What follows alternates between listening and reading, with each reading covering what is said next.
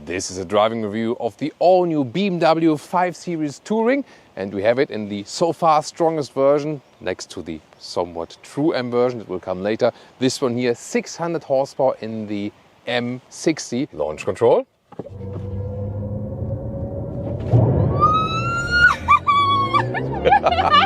You know, look at that.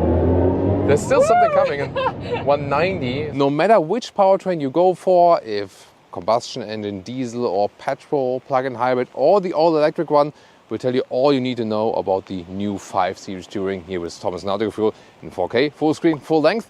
Let's go. Here with the front, this is then the i5 M60, and that has a somewhat closed grille. Here in the lower part, this is adaptive. It opens then on demand.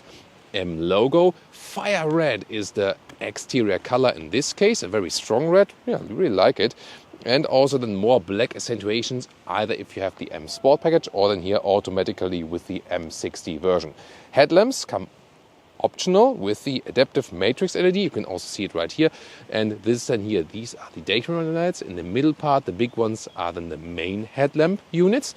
And the length here has actually significantly changed to the previous generation, 10 centimeters or 4 inches more, now at 5 meters and 6 or 199 inches. Wheels from 18 to maximum 21 inch. These here are the biggest one, 21 inch BMW individual.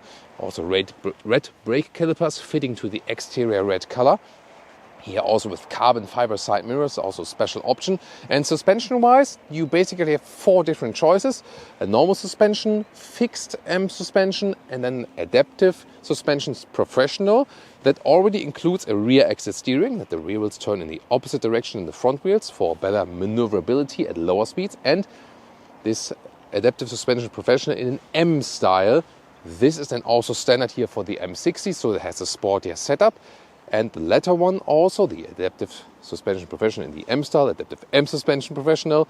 This one also comes with an anti-tilt control, so the car remains more upright. And there's one more special thing. If you go for a plug-in hybrid version or an all-electric version, they all sit on the same platform, then you also get rear axle air suspension as standard. What they do not have is an air suspension for both axles. That does not exist, even not optional. And in driving we'll find out how it actually behaves, because it's now fully adaptive. This one here, anti-roll control, and the air suspension at the rear axle. We see how it turns up in driving. Interesting signature here for the rear. That looks very beautiful, I think. And they have a very streamlined design. It's also needed for aerodynamics. However, if you want the best aerodynamics, you would not go for an M60 or not go for an M Sport pack, but rather a base, because the M Sport design elements actually reduce the aerodynamic efficiency a little bit. We'll also find out more about that with consumption and so on later. Other than that, you have this diffuser style here in the lower part, a very clean design. And the M60 logo then here for this M performance model. And you see on the exterior, they have on the one hand this aerodynamic styling, and then they want to have much space also on the interior when you open the trunk. And it's here at 570 liters, no matter which version you go for actually.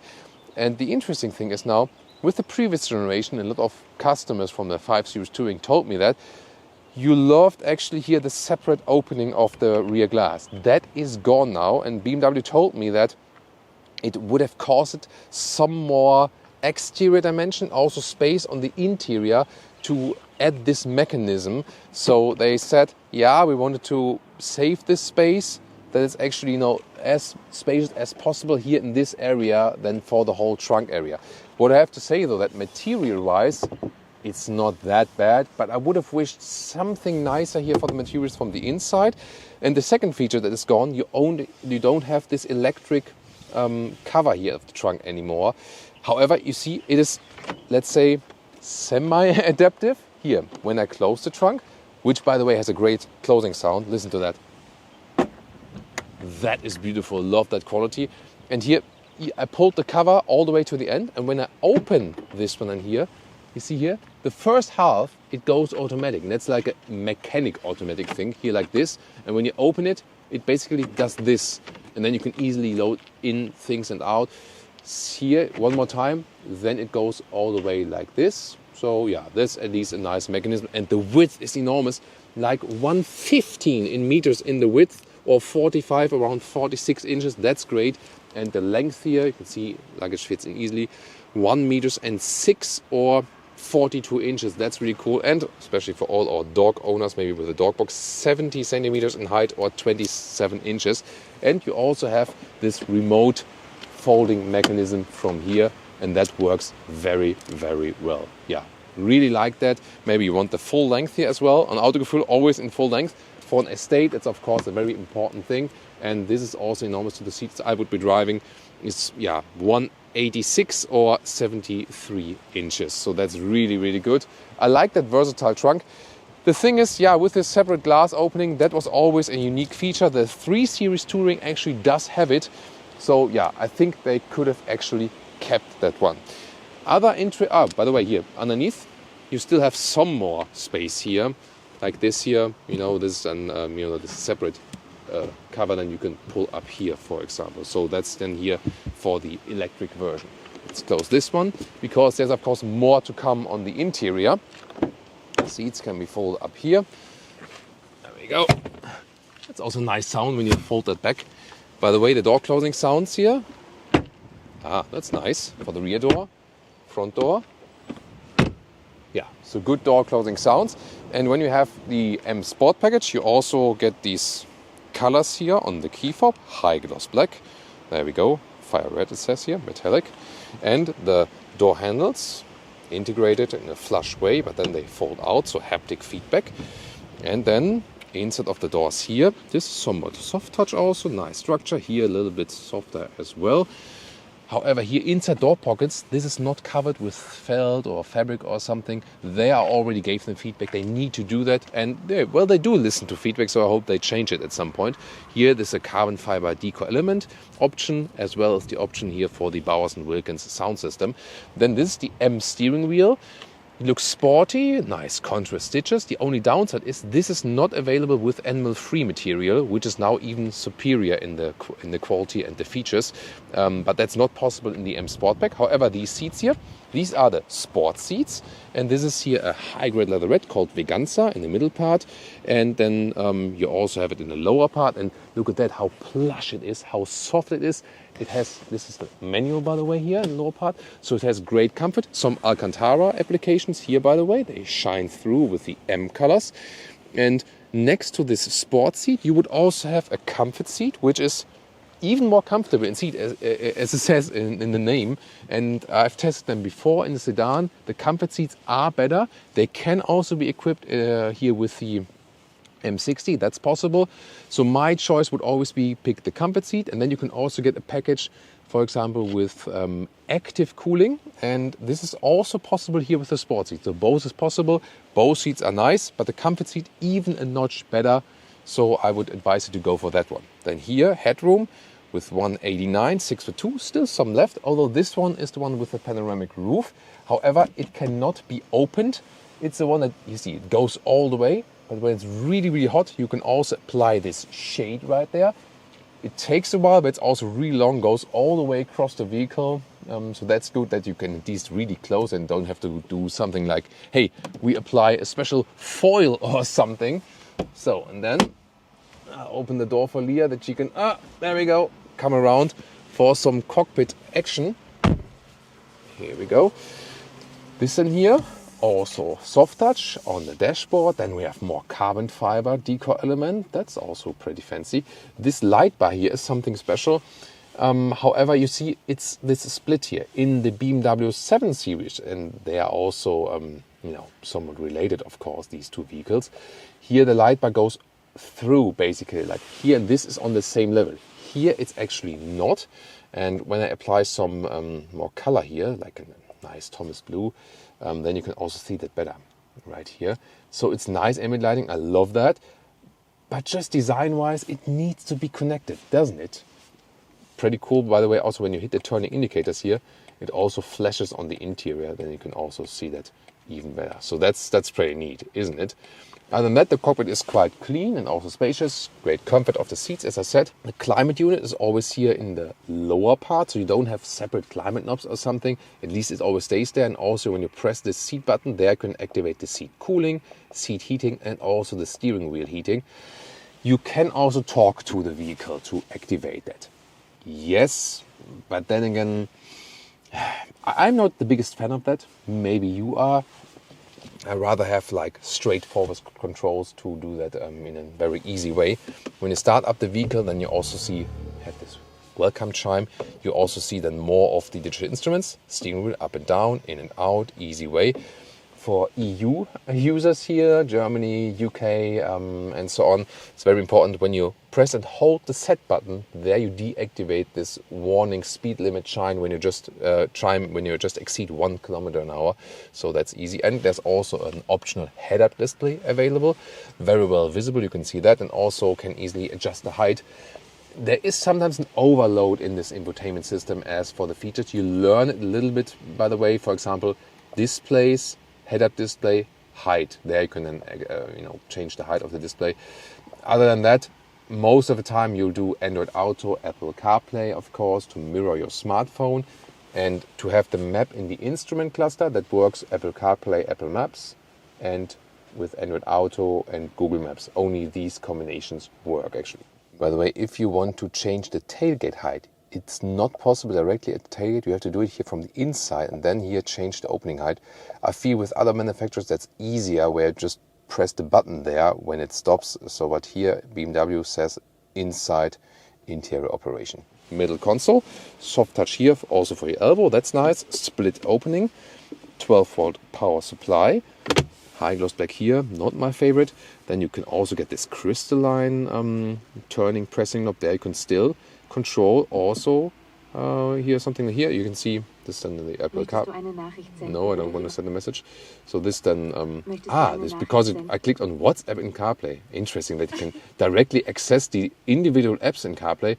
I'm not sure what is the reason of that, but here this is the CarPlay integration that you can also see how that works. This is very cool, isn't it? In the lower part, on the right side, is just for storage. No inductive charging. Just the left part here. This is for inductive charging, and it also has a cooling hole that the phone doesn't overheat. Finally, it was a big problem in the previous generation 5 Series, and the cup holders also adaptive, illuminated, and 2 USB-C charger if you want to charge with the cable. The shifting lever is integrated here flatly, so there's a nice clean solution, so to speak. It doesn't give you that sporty BMW feeling where you have like really something like here, but then again it also cleans it up. So I would say this is indeed something pro and con, I would say.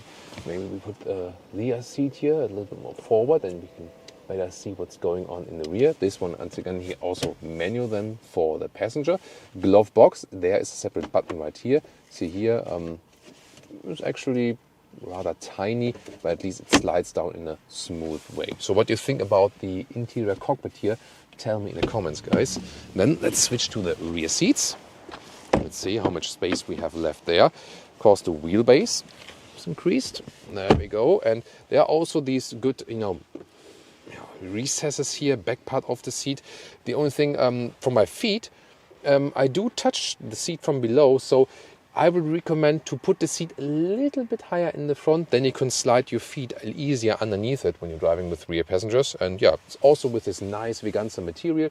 BMW is leading as for animal skin alternatives at the moment from all manufacturers, because they're doing in the full circle, animal friendly, 85% less CO2 output, and also the thing is, if you pick between the materials without any ethical concerns, these are the better seats also for the comfort. Also the passive cooling is already better. They do not get hot in summer. And then for the front, you can also get the active cooling. So this is really very well done. And here, headroom with 189, 602, still some left also in the rear. That's fine. Then you can fold down this, adaptive cup holders. This is also a nice quality indeed. And this can also be folded separately as a ski hatch right there. Then here a separate climate unit for the rear passengers. You can optionally also get seat heating for the rear. That looks actually quite fancy. although it's not a real climate unit, just a screen. Again, I mean, these screens look cleaner, but then again, to control it, it's of course always pro and con. And what about the middle seat, the fifth seat here? There we go. It's of course a little bit harder, but space-wise, it works. Just on the outside, you have more comfort. Isofix is on the outside seats here each. You fold this up, and then they also stay in place like this, so you don't have something flying around or something. There we go. And do we have Isofix on the front seats? No, it doesn't look like that. And by the way, when you come here and look forward here now, I think the cockpit from the cleanness works very well. The steering wheel, by the way, if you want that animal-free one, it looks a little bit different from the surface. Also feels different, but actually even better, I feel. Besides this ambient lighting that I feel it could go through, pretty cool cockpit nevertheless. And yeah, the space they offer is still good. Question is, I mean, it still has a very long hood, even if it's an electric version. What about all the engines and stuff? The special electric version with most horsepower. Pulling it twice here for the BMW. And under the hood. There we go. Yeah, there's no frunk. But then you have this, no frunky. Here, this carbon fiber style deco element. Huge engine cover for that. Well, if you cannot say engine here. But the facts are actually quite cool. Less than 4 seconds in the acceleration figure to 100 kilometers an hour or 60 miles an hour for this all-wheel drive electric version. One electric motor in the front, one in the rear. Around 600 horsepower then, so that's pretty massive. You can also get a rear-wheel drive EV version, so that is then a little bit more efficient. And then of course you also have 2-liter 4-cylinder petrol and diesel, 3-liter 6-cylinder petrol and diesel. The only catch is that in Europe we do not get the stronger pure petrol engines. So there's a stronger 2-liter 4-cylinder petrol engine and a strong 3-liter 6-cylinder petrol engine that is not for the EU market, and also then obviously not for the touring here. I know that all our friends from the US, they always request to also have the touring there, but so far they have not answered that. But we still keep pushing BMW for that, maybe at some point again. I don't know. The US market is of course big with SUVs. They're all built in Spartanburg in the US in the big plant there from all the big SUVs. Then plug-in hybrid is also interesting. 2-liter 4-cylinder and also 3-liter 6-cylinder plug-in hybrids. The latter one, 3-liter 6-cylinder plug-in hybrid, would be probably then the best engine, the coolest engine to go for on the European market. Or of course, if you want to more like a fuel saving and cost reducing stuff, the 520D, like the base entry level diesel, will still be very strong here also on the German market, which is also one of the main markets. The 5 Series is sold more as a touring, as a combi, as we say in Germany, than the sedan version actually. In the US, however, is then this main sedan market once again. If you want to know more about the engine specs, we have it in the pinned comment or the video description with the acceleration figures, with the description of how the engines are called, and so on and so on. Important, of course, with the EV, 81 kilowatt hours net is the battery capacity.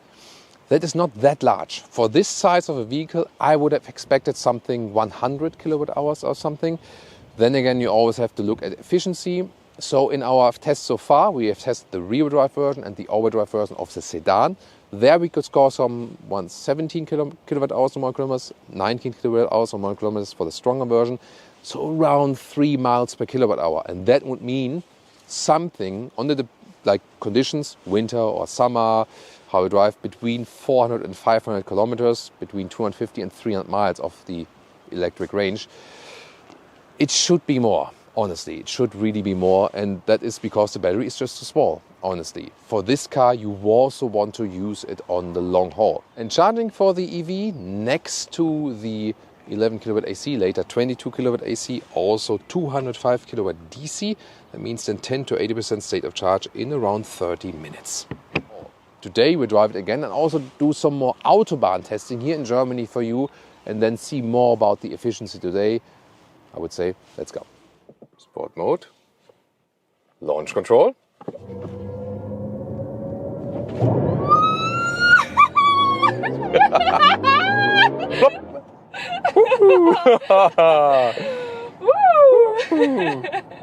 Did you feel that? And I think you could literally feel it on camera. Like when you do the launch control, the car is literally shaking. That is called, I mean, they do that on purpose. It's not needed. they do that just because it's fun. Like the car is shaking, and you have this electric sound build-up, and yeah. The seatbelt. And yeah, I mean, the official figure is 4 seconds, but that felt even quicker. I have to check the time code below. Leah was obviously impressed. The Leah meter went off the scale for this one. Wow. Yeah, pretty interesting. Why not? It's actually also a good test here with a little bit of rain about the traction and also for the sound on the interior and so on. And yeah, I can already tell you so far that suspension here does a very, very good job. Wow.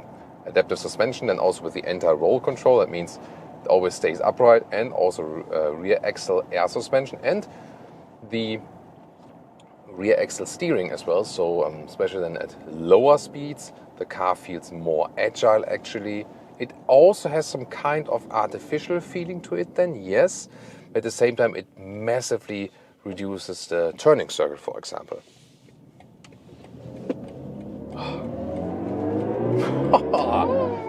This is amazing. Like accelerating out of the corner, you feel still have the rear wheel bias for that one. It's amazing, really. And some lane changes.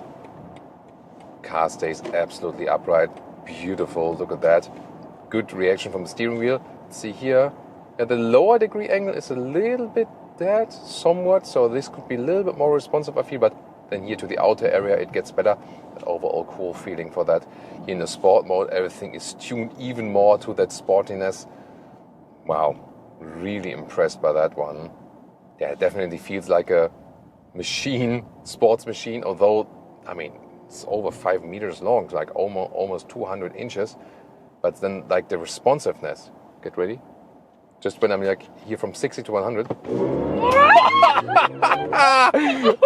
You like, Leah's, she had like the sunglasses on her head, and the sunglasses fell apart. Wow, it's like, I mean, it's so instant that it kind of feels uncomfortable even as a driver, you know. It's like, AC, we need some AC. We definitely need some AC now. Now it's really hot in here, so no, we won't take all. So take a photo. Wow.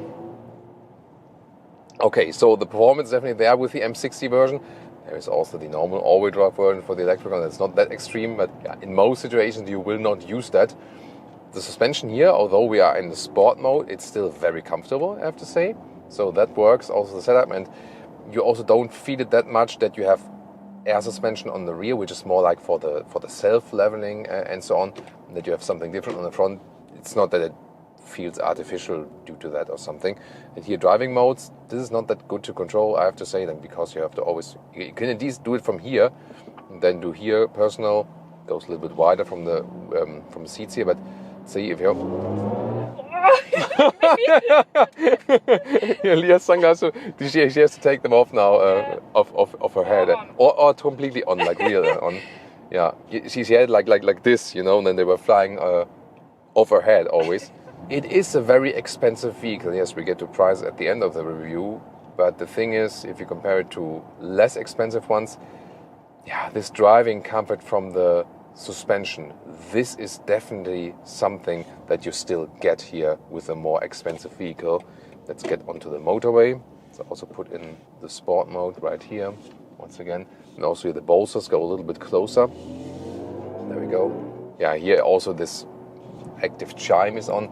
You can also deactivate it if you like, by the way.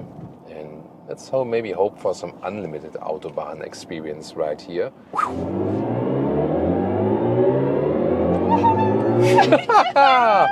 Woo!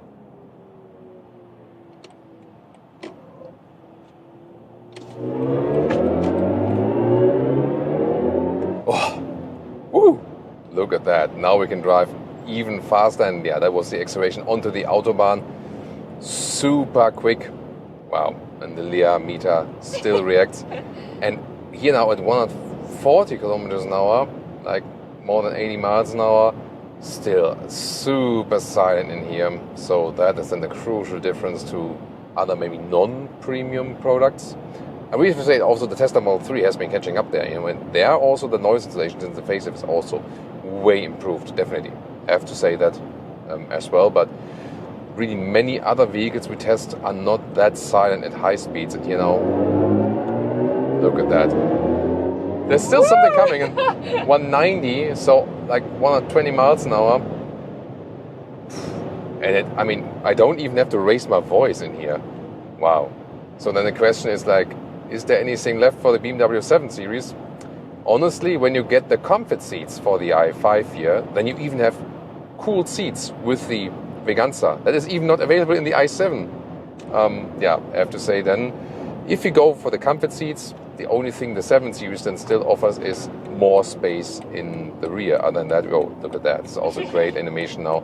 Leah is very diligent with that. So when there's a traffic jam ahead, she's basically like the hazard lights assistant. Hey, it's a very good idea for a manufacturer, like a hazard light assistant. Yeah, I have my personal one, so I'm really glad to have her. Not only for that, of course. Here, by the way, when you hammer in the turning indicator, that's a lot of fun. So, like the feedback you get, the physical feedback you get, and also the acoustic feedback, it's really nice. Love that. So that actually encourages you to use the turning indicator. You know, there's this meme out there always saying that BMW drivers don't use turning indicators. I'm not sure if it's true or not. You tell me. But this definitely encourages you to do that. As for recuperation, you lift your foot off the throttle, and everything is more or less set here for rolling. You know, it's not like a one-pedal driving thing by the standard default. You can change it a little bit, yes. For example, here, if you go to the B mode, so pull the shifting lever, then you have a strong recuperation, if you do prefer that. But the whole philosophy of this one is rather that BMW says, hey, our existing customers, they know how combustion engine drives, and when they then go for an electric version, we want them to feel at home. And so it's rather that you have maybe like a slight recuperation when getting off throttle, and that's basically it.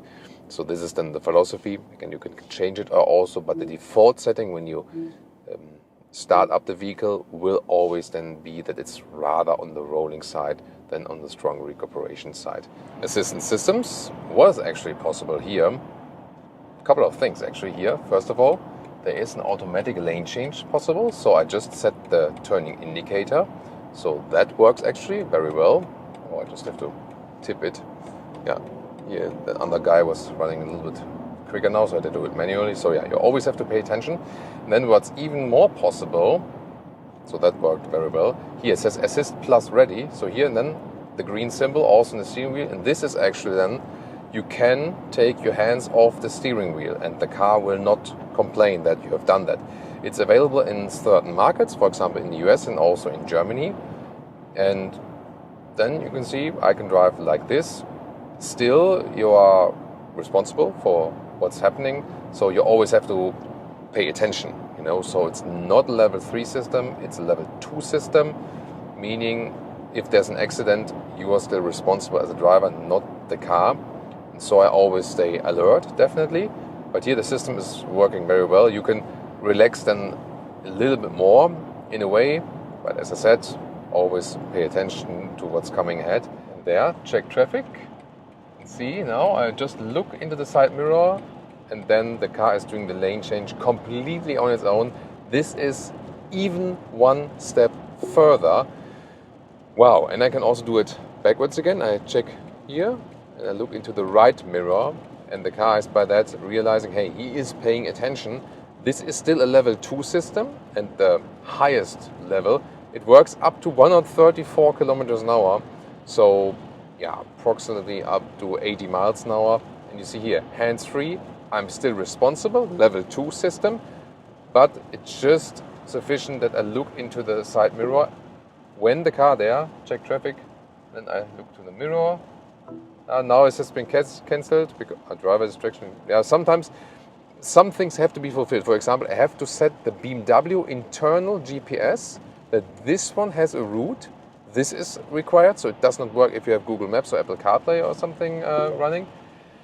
Yeah, and then no one's supposed to come from behind and so on, and then it actually works. So there are limited situations where this is properly working, let's take it that way, but at least especially when the motorway is a little bit free and not so much traffic and so on, you have this possibility. And I think it's an impressive system and it works quite well. But again, as I said, it's not for, let's say, all situations. So about the final consumption here, economy for the all-electric model, the M60 here today.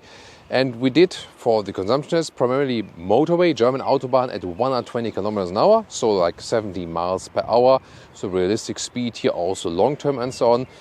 Still something 21 kilowatt hours on 100 kilometers. So that's around, once again, about 3 miles per kilowatt hour at some 12 or 13 degrees Celsius. So not too warm, but not really freezing. Not ideal for the battery, but it could be worse. Still, the efficiency should be better. And considering that 81 kilowatt hour net battery, this is then something 400 kilometers, 250 miles of real world range. And that is not enough for a car at that size. It will only be better if you drive a little bit slower on the motorway and if it's summertime with even like 20 degrees Celsius, like 72 degrees Fahrenheit temperatures, then you can also go more into a 500 kilometer or 300 miles range. Yeah, that would be okay, but not actually this result. Even in these conditions, it should actually be better. Then about pricing, it starts around 60,000 euros, taking a German reference price, and then it goes up to something around 100,000 euros or dollars for the M60 here, that M Performance model. And with all the bells and whistles, extra equipment, this vehicle as it stands right here, 125,000 euros.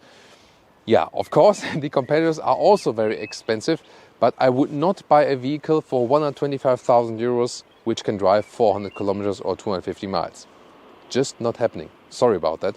But in general, the car is awesome. I mean, it drives so great. Seating-wise, especially if you go for the comfort seats, it has basically one of the best seats overall on the whole car market at this moment. As for the comfort, BMW is pushing forward the animal-free seating choices. Even now the base steering wheel is available with that. So I would recommend a 5 Series, but not in the all-electric trim at this moment. Unless you say, hey, I don't care, I don't drive long mileage or something. Then it's okay, actually. But my favorite probably for Europe would be the 3-liter petrol engine in the plug-in hybrid spec, because then you can get this 3-liter. And in the US, I would probably go then for the pure petrol 3-liter engine as for the Wish configuration. For the more economy style, probably like in Europe and Germany, a 520D, like a small diesel to get the price lower. And then maybe in the US, the 2-liter 4-cylinder petrol engine if you rather want to save some money. Because the car in general, it drives really great. The interior build quality is nice. Besides, with the door pockets and so on, that needs to be covered in felt. And as I said, comfort-wise and also into the whole sustainability aspect, BMW has made a lot of progress. I'm really happy with that. So there are great things to say about this car. It's just that the electric range is still something they need to work on. What do you think? Which version would you go for? Would you go for a sedan or a touring? And would you go all electric, plug-in, petrol, diesel? Tell me in the comments. And see more of the content from the 5 Series, for example, also against the Mercedes E-Class.